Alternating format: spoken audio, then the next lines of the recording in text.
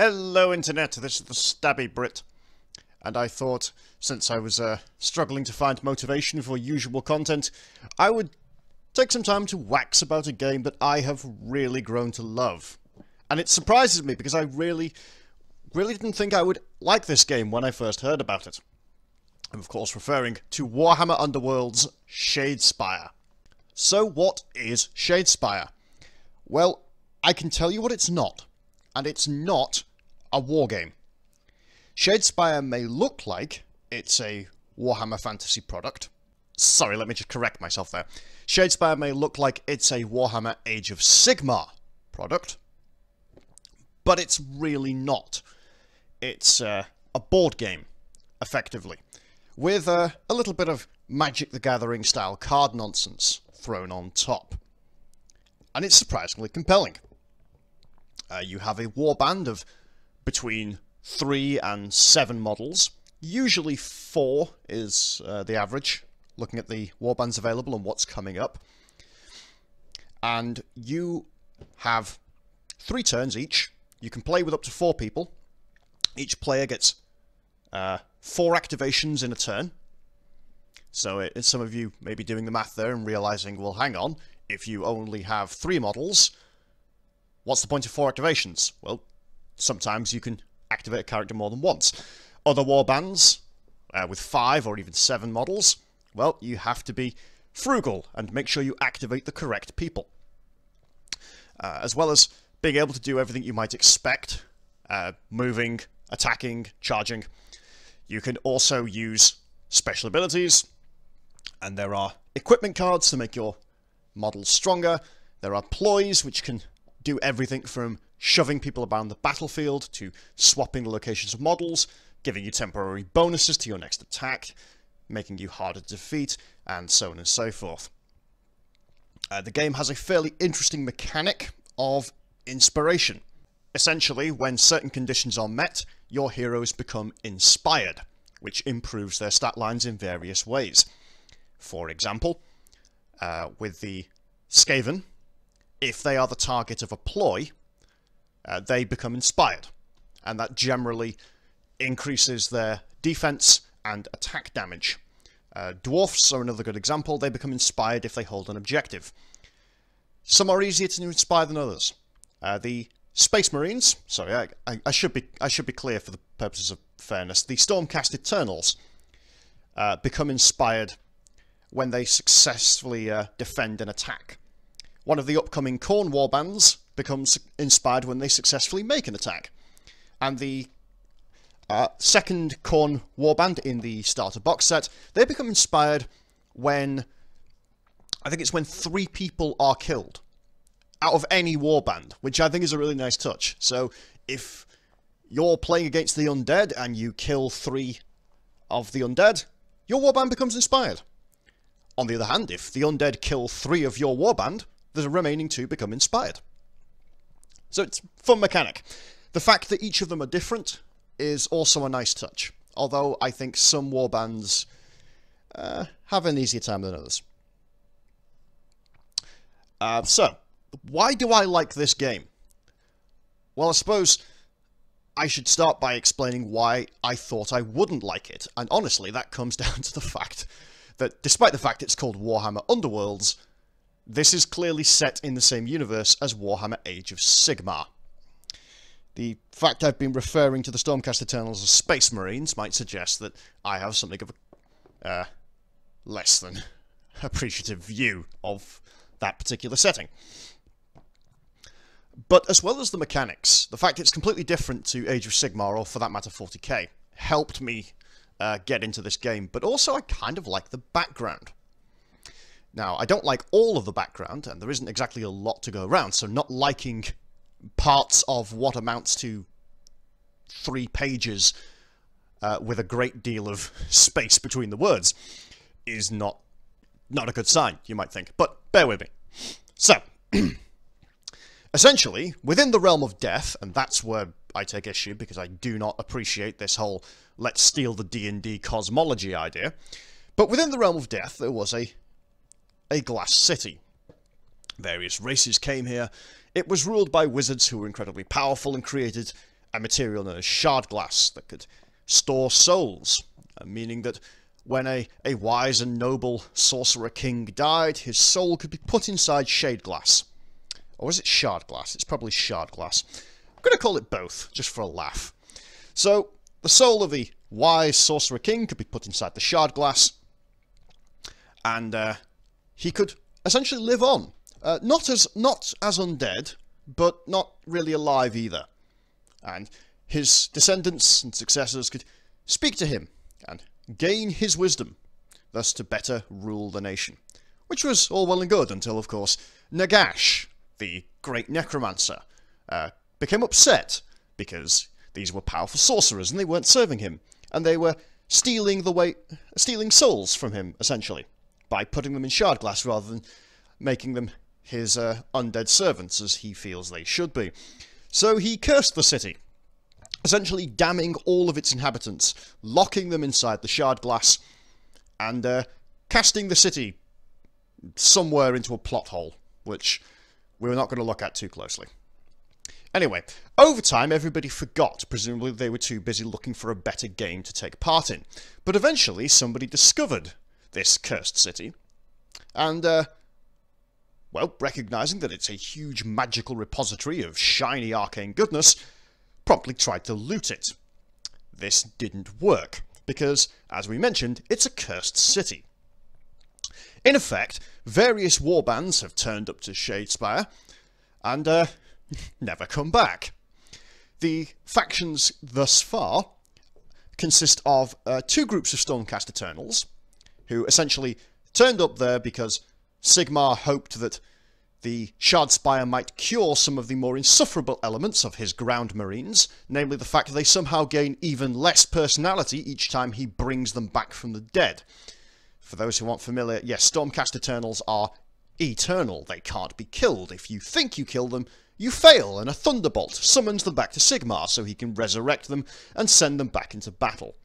Great storytelling there, Games Workshop. I'm sure that isn't going to make everything feel empty and worthless. Moving swiftly on, some of these Stormcasts went missing in the city, which was strange because there wasn't a thunderclap and angelic halos, and Matt Ward descending on high saying, "Oh, my poor ground marine, never mind, I'll bring you back as the son of Cato Sicarius in Warhammer 40,000 instead."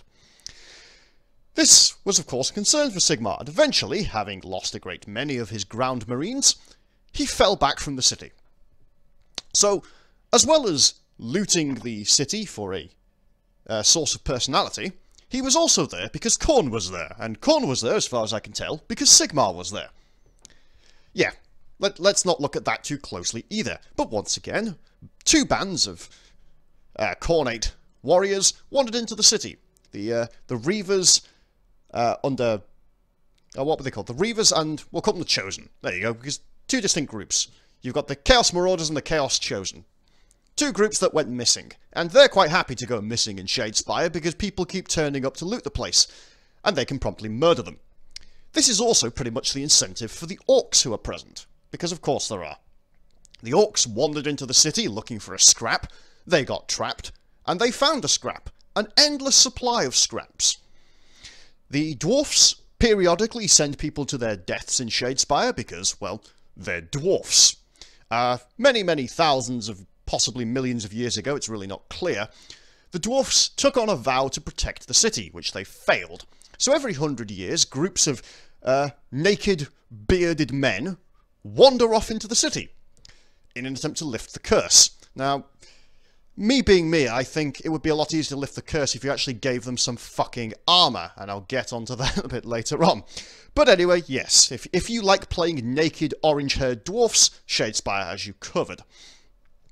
The other factions include, the other factions consist of the undead, who essentially want to try and escape their cursed existence by making a pact with Nagash. They hope that by pledging their souls to him and serving him, he will eventually lift the curse. Good luck with that. And finally, there are the Skaven. They wandered into the city, presumably in search of Warpstone. They got stuck. And Scritch and his almost trustworthy bodyguard, Kirk, yes, he is actually called Kirk the Almost Trusted. That's why I love Skaven. These guys are trying to escape the city, just by any means necessary. The rest of the Skaven are also trying to escape the city, but of course, they don't matter, they're Skaven. So, there you are. That's the premise. There's a magical city that traps you in an endless tesseract of haunted hallways, ever-shifting rooms, and, oh yes, occasionally it tries to murder you with arcane shard glass. And the warbands are either trying to loot the place, escape the place, or just kill everybody else in the place. Marvellous! It reminds me a lot of Mordheim, especially if you've played the PC or console version. I bring that up especially because both of these games essentially only have 4 maps. But just like each other... Sorry, that wasn't a very good sentence, was it? But both games have 4 maps, but the way they are put together changes every single game. What I mean by that is, with Shadespire, you have 4 floor tiles. Each game you will use 2 floor tiles, unless you're playing with 3 or more people, in which case you'll use 3 or 4 tiles. These tiles can be put together in any orientation. They can have a different number of hexes interlocking. You can do all kinds of interesting things, so no game is ever quite the same. You have 5 objectives each game, but whether or not you even need them depends entirely upon your objective cards, of which you have 12. And you can pick ploys to suit your playstyle. I personally like playing objective-heavy Skaven, because I get 5 very fast models that can run around, dashing backwards and forwards, jumping onto objectives, capturing them, earning me lots of glory, which I can use to purchase upgrades. These upgrades will usually consist of either abilities that make it easier for me to capture another objective, or abilities that let me score even more glory at the end of the game, if I'm holding certain objectives. So, that's one of the fun things about Shadespire, really. That's why I say it's a board game and not a war game, because you could play, in theory, you could play a game of Shadespire without ever actually attacking another model. It's quite common, I find, if you have 2 objective-based teams, that the first turn will consist of no fighting whatsoever. Both sides will essentially scurry onto objectives and sit on them, and then it will be a competition of who had the most valuable objective at the end of the turn. That might not sound fun to you, but honestly, when you're sat down and doing it, and you're trying to say, okay, what objectives do I need? What ploys do I have? What objectives is my opponent going for? Because it's not just a case of, oh, he's on objective 2, he obviously wants objective 2. It might be that he's actually got an objective that says he has to hold 2 and 4, or any 3. Or he might not even need the objective at all. He might just think that I need it, so he's sitting on it to keep it away from me. He might have an objective that says all models on the board must not be adjacent to another model.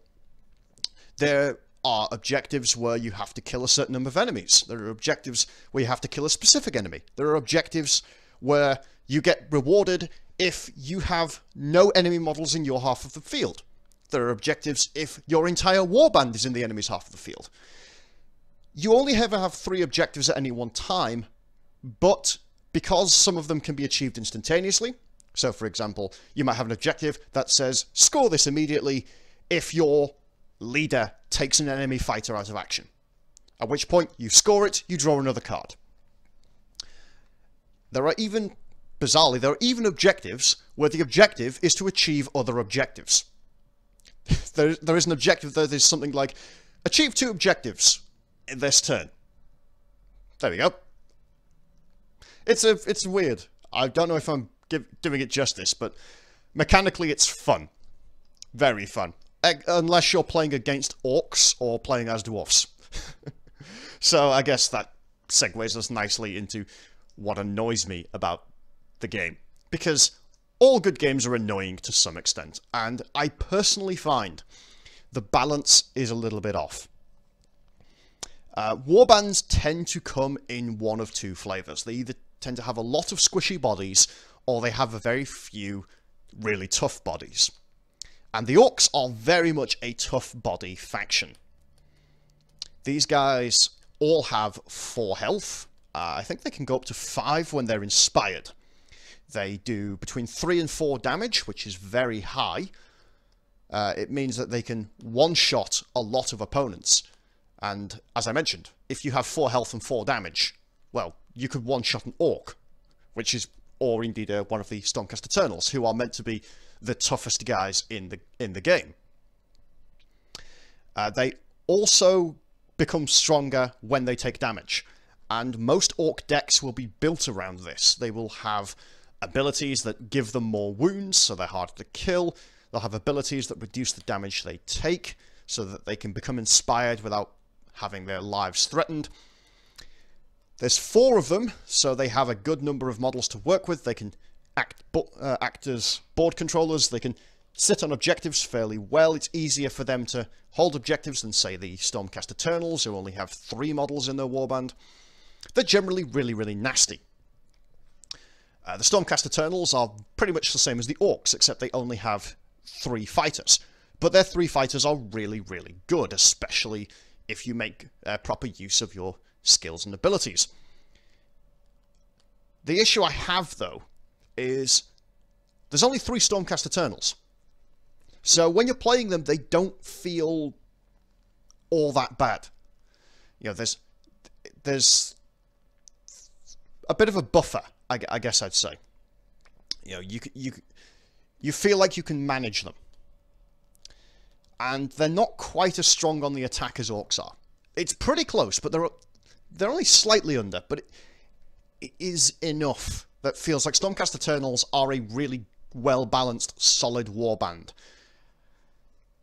Orcs feel just a little bit too strong, especially in the hands of a smart player, and especially an Orc warband that isn't interested in objectives, because there are some cards in the game where they can basically say, no, you are not scoring any objectives this turn. I'm going to push your entire warband off all the objectives you're holding, denying you your objectives, denying you your glory, denying you your victory conditions. And then I'm just going to beat the snot out of you, kill you, earn a load of glory, and win the game. On the other end of the spectrum are the Dwarfs, and this is the warband I think needs some work, because Dwarfs, there's 4 of them. They are very fighty, they're very strong, especially when inspired. When inspired, Dwarfs are truly terrifying. However, most of them only start with 3 health, which means that not only can the really powerful characters, like, say, the Orc Chieftain, one-hit them, but ordinary members of groups like the Stormcasts can one-hit them. Most Orcs can one-hit them. They are really easy to kill, which is strange for a warband that appears to be built around fighting. Dwarfs are the slowest characters in the game, as you might expect, and they become inspired by holding objectives. So whereas, say, a combat-focused Stormcast or Orc warband can spend their first turn advancing, forming a fighting line, and just saying, well, you're not getting into my half of the field, and next turn I'm free to charge, steal some objectives from your half, and generally kick the crap out of you. The Dwarfs essentially have to hide. Even when inspired, they're only movement 3, which is the movement speed a Stormcast starts at. They're a warband I want to like, but they aren't very good. And the other unfortunate thing is they have really poor defense. I was going to say Stormcast. Shadespire is a game with opposed die rolls. It uses custom die. So essentially it's one of these games of, okay, I have 3 attacks. I roll 3 attack dice, and I need to get a critical symbol, of which there's 1 on each die, and then a different symbol, which will either be a crossed sword, of which there's 1, or hammers, of which there's 2. So if you have an attacker that needs hammers, you essentially will hit half the time. And defense is the same. You have a critical symbol, 2 shields, and 1 dodge. Dwarfs have 1 defense die, and they use dodges, which means there's a 1 in 3 chance of their defense roll succeeding, compared to, say, Orcs or Stormcaster Turtles, who generally use shields, giving them a 50-50 chance of succeeding a defense roll. So you might see where the problem here is. You have what appears to be a combat-focused warband, who can be one-shot by other combat-focused warbands, and they have defense die comparable to the Horde factions.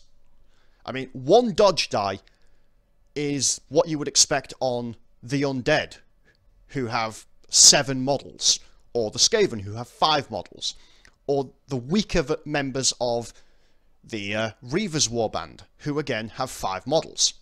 And, more importantly, who have 5 models and are rewarded by killing their own warband members.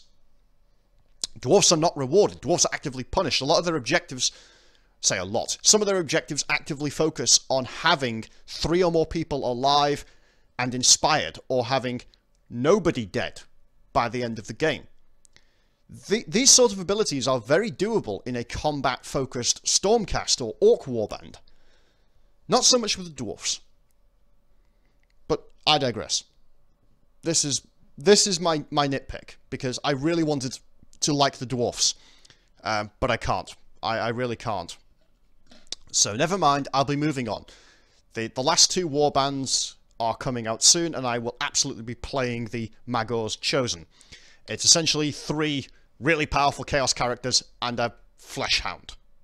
Absolutely yes. I'm on board with that. So yes, it's been rather cathartic to rant about how much I enjoy Shadespire, but also to vent my hatred of the Orcs and Dwarfs. And you know what? I was surprised, because Shadespire might actually be swinging me on Age of Sigmar. I mean, every time I actually look up something about Age of Sigmar, that feeling goes away. But there's something about this that says, you know what? Maybe this Age of Sigmar universe isn't irredeemable. I can't quite put my finger on what it is that needs to change to make me like Age of Sigmar. But Shadespire has me. And I think it is the Mordheim vibe. Even though there's no progression, there's no... You don't get to build your own warband, it's fixed. You have preset characters. They don't carry experience or anything like that between games. It's just... You play the match ends, that's the end. Nothing carries over. At most, you play a best of 3. So, you know, your win carries over. But there's no long term, there's no leveling up, there's no developing characters like there is in games like Mordheim or Necromunda or Blood Bowl. It's just a self-contained box game with 4, soon to be 6 expansion packs. You don't think they're mandatory. You'll tell yourself you don't need them, but you will. You will want them because there are cards that can be used in any warband's deck, and there's something really nerdily, geekily wonderful about sitting there going, ooh, I can build an objective deck using cards from the Undead, and cards from the Orcs, and cards from the Dwarfs, and cards from the Skaven, and cards from the core set, and I have the perfect deck! Except, of course, now my selection of cards is 80 high, and I'm only ever going to see about 15 of those cards in any one game. But that's half the fun of these things, isn't it? It combines the best things about card games and the best things about not so much war games, but tabletop adventure titles. No idea if this made any sense to anyone. No idea if this was worth the time, but it felt good. So, if you are, like me, on the fence about Age of Sigmar, have a look at Shadespire. If you are on the fence about Shadespire, I recommend it. It cost me about 40 quid to get into it. That's for the core game. And that contains 2 warbands, it contains all the dice, it contains all the rules, it contains the tiles and the counters, and it contains spare cards. It has 2 pre-built decks, 1 for each faction, and spare cards with which you can build your own deck, either for those factions, or use the universal cards for any other faction. And you don't need all of the cards. if you're going to be ultra competitive and go to tournaments, you probably will want to buy all the sets so you have all the cards so you can build the optimum killy deck. But honestly, if you are looking for something you just want to play with friends and play for fun, you can just buy what appeals to you, what looks good, and use those cards, use the core cards alone, and you will have a really fun, nice experience. And Wave 2 will happen somewhere along the lines. I think a lot of Shadespire fans are hoping that it will be a different Warhammer Underworlds setting. Maybe set in a forest realm so we can have the tree-hugging elves, maybe other factions of chaos, maybe even these new Ideneth Deepkin. Maybe I should make a video on those at some point. But I am rambling, and I'm aware that I'm rambling, so to those of you who made it this far, thank you for listening. If you like what I do here, feel free to like, subscribe, and share. If you do want to hear more information about Shadespire, or for me to do any other Warhammer-related content, because I may not be a big fan of Warhammer, but I'm happy to dive into the lore, let me know. And until next time, this is TheStabbyBrit, signing out, hopefully to make something a bit more coherent next time.